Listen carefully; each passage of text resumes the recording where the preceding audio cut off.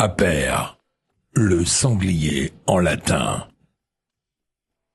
Aper, un vêtement à votre identité. Avec Aper, sortez des marques woke.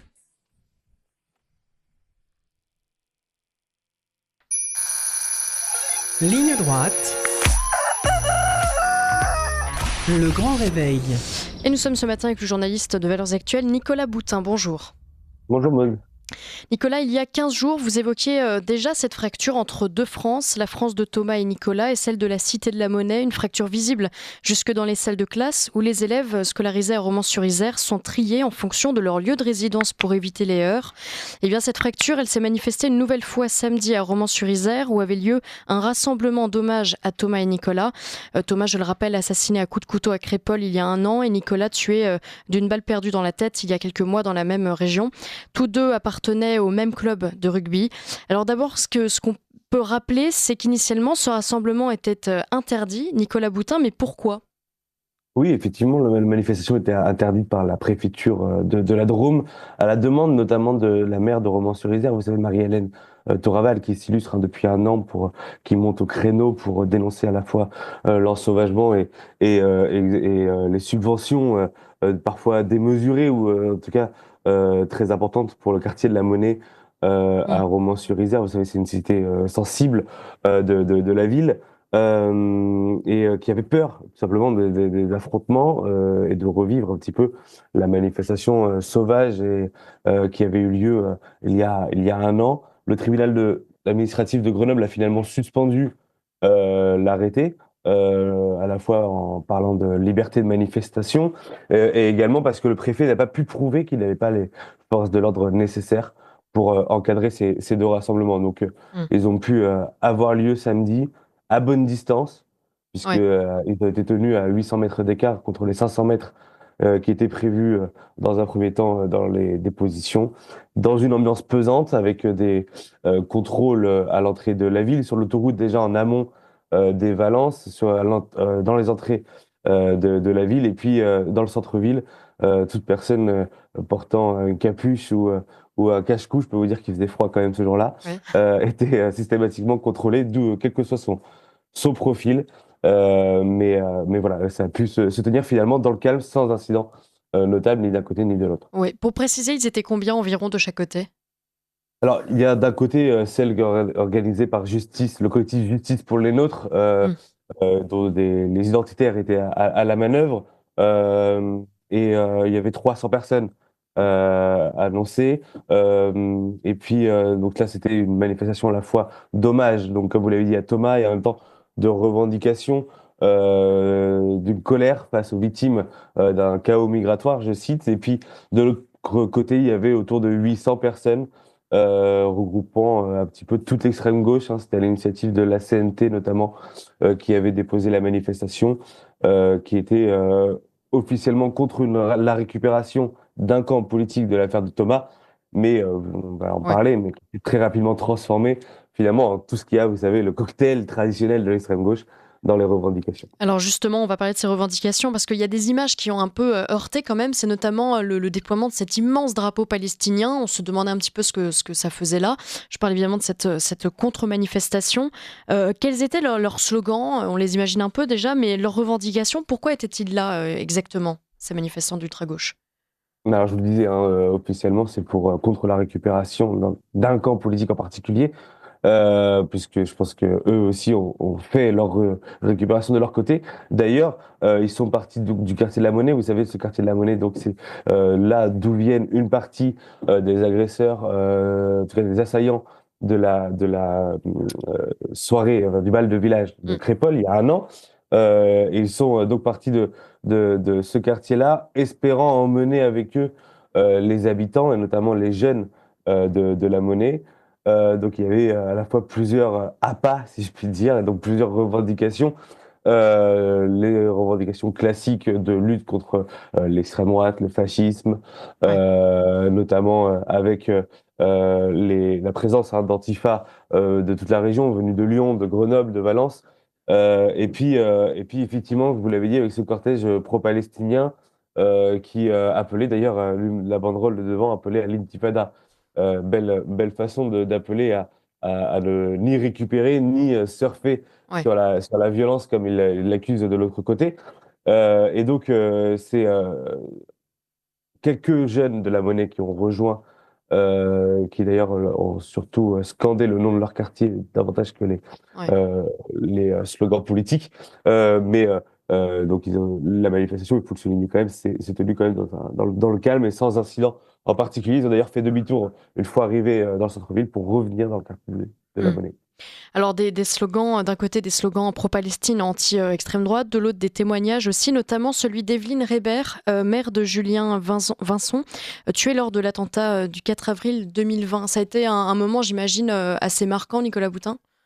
Oui, alors elle a pas, parlé au micro, de la manifestation, mais elle a témoigné, malgré tout, auprès, de journalistes, hein, et on le sent toujours cette mère, qui a perdu son enfant, toujours, touchée, traumatisée, qui ne se relèvera jamais, hein, de cet attentat. Vous faites bien d'ailleurs d'en parler parce que, il faut savoir quand même que Romans-sur-Isère, il faut avoir en tête qu'ils ont été touchés a priori par le narcotrafic. En tout cas, le meurtre de Nicolas s'inscrit pour l'instant, dans ce contexte.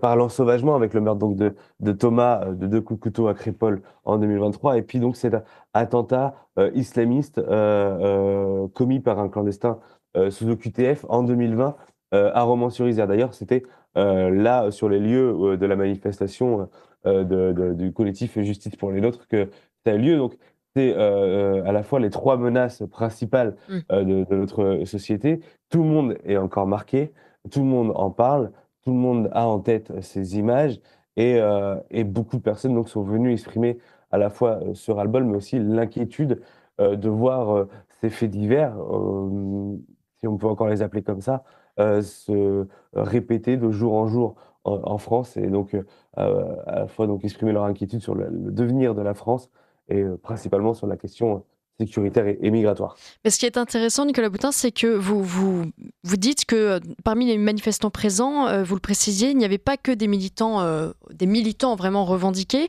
Il y avait aussi des locaux, des personnes apolitiques qui le disent d'ailleurs, qui ne font partie d'aucun parti, une petite répétition, mais ils n'étaient pas très nombreux, une cinquantaine si j'ai bien compris. Pourquoi? Oui, alors c'est très difficile, hein, de vraiment, quantifier, le nombre de locaux, et on va dire que c'est en recoupant un petit peu, les témoignages qu'on a pu, recueillir, moi-même sur place, et puis également quelques confrères, et quelques, manifestants aussi. On estime, ouais, on va dire peut-être une soixantaine. Il faut savoir déjà que dans un premier temps, il y a eu une véritable terreur autour de ces manifestations. Il y a 3 semaines, lorsque, le collectif Justice pour les nôtres a annoncé vouloir venir à Romans-sur-Isère, le Dauphiné Libéré, le journal local, a fait sa une sur le retour de l'ultra-droite à Romans-sur-Isère, avec des photos qui sont assez intimidantes. Heu, il y a eu donc l'arrêté préfectoral, des contrôles toute la journée.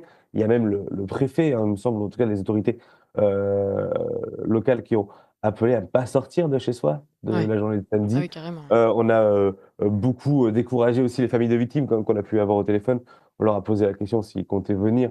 Ils nous ont dit, bah, qu'ils avaient été, un petit peu découragés, notamment par ces annonces. Peur aussi d'ajouter de l'huile sur le feu. Effectivement, en fait, dans la manifestation collective pour les nôtres, sur les 300 participants, donc oui, une soixantaine à peu près, de gens qui, n'avaient jamais manifesté de leur vie. D'ailleurs, c'était ce qu'annonçait aussi le collectif, les organisateurs, Mmh. c'était de vouloir remettre leur savoir-faire dans l'organisation d'une manifestation pour permettre à des locaux, qu'ils soient une dizaine ou plusieurs centaines, voire des milliers, de pouvoir s'exprimer. Donc il y en a eu quelques dizaines. C'était, à la fois des proches, des connaissances de Thomas, des habitants de Romans-sur-Isère aussi, des habitants de villages proches de Crépol. On a eu, également, des gens qui étaient présents à Crépol, et puis des joueurs du club de rugby du RCRP. Ouais. Donc, vous voyez, c'est, un petit peu une certaine, victoire quand même pour les organisateurs, malgré effectivement peut-être un nombre de Mmh. manifestants un petit peu décevant. Et puis, surtout là où ils ont pu, les organisateurs, se féliciter, en tout cas revendiqué comme une victoire, on va dire, c'est le tweet, notamment public de Marie-Hélène Toraval, vous savez, qui avait demandé l'arrêté préfectoral et puis qui a souligné l'engagement tenu par les organisateurs Mmh. du collectif, qui a parlé d'une manifestation, d'un rassemblement calme et digne, et qui, dans le même temps, a dénoncé les motivations bien éloignées de la réalité des territoires, hein. Je cite Marie-Hélène Toraval sur la manifestation d'extrême gauche dont on parlait Oui. tout juste. On va reparler justement de cette fracture, Nicolas Boutin. Juste une petite précision, si vous avez l'information, est-ce qu'en échangeant avec les quelques habitants présents, ils vous ont dit, eux, qu'ils en voulaient un petit peu à Marie-Hélène Toraval d'avoir, dans un premier temps, interdit cette manifestation ou pas? Il y a eu un certain ressentiment sur Marie-Hélène Toraval de la part de quelques habitants, quelques témoins de Romans-sur-Isère et des alentours, à la fois pour avoir voulu interdire, mais on va dire qu'elle a été dans son rôle de maire aussi, de protéger, vous savez, les commerçants, les habitants, face finalement à un mensonge Mmh. médiatique, politico-médiatique, quand on a parlé de ces menaces. Finalement, vous avez bien vu que tout s'est déroulé dans le calme, il suffisait d'encadrer. Mais il y en a d'autres aussi qui en veulent d'une certaine manière à Marie-Hélène Toraval d'avoir donné trop d'argent au quartier de la Monnaie. Vous savez, c'est un Ouais. petit peu le revers de la médaille. Marie-Hélène Toraval a eu le courage, je pense, d'avoir dit publiquement que ce quartier touchait trop de subventions et touchait énormément, en tout cas, d'argent public pour des Oui. projets.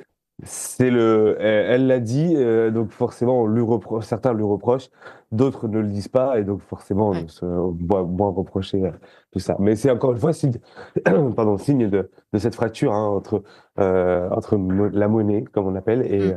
et les habitants de Romans. Et justement, dans ce quartier de la Monnaie, il y a une partie des habitants, une infime partie des habitants qui réclament l'apaisement, qui lancent genre, je ne sais pas comment ils ont concrétisé ça, mais je crois que c'était simplement des slogans, ou voilà. Mais en tout cas, des habitants qui veulent la paix.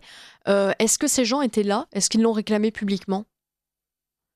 Alors Pas dans pas les dans la manifestations? manifestation du Ouais. collectif, Justice pour les nôtres. Il y avait, comme je disais, des manifestants avec les associations locales, comme on les a appelées, hein, avec les manifestations d'extrême gauche. Il y avait des associatifs qui ont appelé à stopper la stigmatisation du quartier de la Monnaie.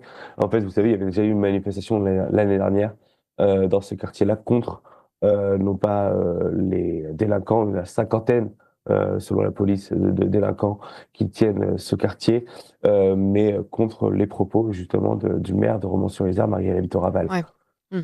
Nicolas Bodin, je ne sais pas si vous pouvez nous confirmer cette information qu'on a reçue à Ligne Droite. C'est le témoignage d'une habitante, enfin de deux habitantes même de Romans-sur-Isère, qui était qui habite vraiment à côté de l'endroit où a eu lieu la contre-manifestation d'ultra-gauche. Et l'un des slogans, en tout cas des propos tenus par une femme à la tribune, c'était de dire Thomas, pardon, Thomas a été tué parce qu'il était raciste. C'est une réaction à son racisme. Est-ce que vous avez entendu ça ou pas? J'ai eu écho, mais je l'ai pas entendu de Ouais. vive voix et j'ai pas pu le vérifier. Mais vous savez, c'est aussi au moins une avocate d'un des suspects de Crépol qui était présente à cette manifestation. Et vous savez que c'est le rêve de la défense de pouvoir politiser ce procès, mais dans le sens inverse. Dans ce cas où Ouais. on a déjà évincé pour l'instant le racisme anti-blanc de l'enquête, eux aimeraient pouvoir surfer sur le prétendu racisme des campagnes Ouais. contre les jeunes de la cité, qui joueraient justifier du coup ces violences, et voire même justifier qu'on mette 2 coups de couteau à un adolescent de 16 ans. Ouais. Alors tout ça, ça manifeste encore plus cette fracture dont on parlait au début de l'entretien. Est-ce que les habitants que vous avez croisés vous parlent eux-mêmes de cette fracture entre ces deux France, Nicolas Boutin? Tout le monde. Tout le monde, vraiment. Vous savez, il y avait un régional de l'Étape, Gérard Collomb, l'ancien maire de Lyon, qui disait que la France vit côte à côte et qu'elle finira par vivre face à face. Là-bas, ils vivent face à face. Et ça fait déjà longtemps, en fait, ils me disent que c'est même pas le meurtre de Thomas, ça a aggravé évidemment Mmh. cette fracture, mais ça fait déjà bien longtemps que entre les Lacostéennes, comme on l'appelle, en gros ceux qui ont les codes des quartiers, ne ne vivent plus et ont des relations très compliquées avec les jeunes des campagnes. Et ça, ça s'est monté d'une intensité, depuis, la mort de Thomas, mais déjà avant, il y avait des empoignades dans les fêtes de village, que ce soit avec les gens de la Monnaie, donc à Romans-sur-Isère, mais aussi avec les jeunes de Valence et dans les discothèques. Et aujourd'hui, il y a une peur, il y a des gens qui ne vont plus dans les fêtes de village, qui ne sortent plus entre amis. Mmh. C'est-à-dire qu'ils se joignent qu'ils se, rejoignent dans les maisons, mais qui ne sortent plus de leur maison. Vous voyez ce que je veux dire? Ils Ouais. s'invitent, à domicile pour prendre l'apéritif, mais ne vont plus dans les bars, ne vont plus dans les discothèques et plus dans les fêtes de village et leurs parents leur interdisent. Ils ont l'inquiétude est vraiment vive, sur place et c'est un vrai basculement, parce que c'est quand même un endroit plutôt jovial où on Mmh. a l'habitude Oui. de ces fêtes et de l'ambiance rugby, comme on dit. Alors c'est pas le Sud-Ouest, mais c'est déjà, comment dire? La une tradition là-bas de s'amuser et puis, mais en fait aussi ce qu'ils me disent, c'est que finalement ce qu'on voit à Romans, ce qui s'est illustré ce week-end à Romans, c'est finalement ce qu'on perçoit à Montargis, à Laval, à Carcassonne, bref un peu partout en France malheureusement. Ouais. Nicolas Boutin, il y a une chose que vous me disiez hier aussi qui est intéressant, c'est que ce n'est pas un territoire de droite, initialement. Est-ce que, cet événement et la suite des événements, a marqué, selon vous, ou marquera peut-être un basculement, idéologique, voire électoral? Bah, en tout cas, effectivement, c'est un petit peu vous savez, là, quand je suis venu il y a 15 jours, on a parlé de l'omerta, on a parlé Ouais. de ceux qui, avaient, du mal à s'exprimer publiquement parce qu'ils n'ont pas l'habitude à la fois et puis parce qu'il y a une pression, de la part des avocats de la défense, de la part, des médias et aussi du gouvernement à l'époque. Et finalement, le seul endroit où ils ont pu, s'exprimer, ça a été dans les urnes et effectivement, le RN n'a jamais été, ça n'a jamais été un territoire, favorable au Rassemblement national et en juin dernier, ils ont élu un député, RN, Thibaut Monnier. Je crois même que Jordan Bardella avait fait, il me semble, presque 50 dans le village de Crépol, Ouais. lors des européennes et donc c'est ce qui explique aussi, hein, peut-être qu'il y ait que 300, manifestants, du côté du collectif, Justice pour les nôtres.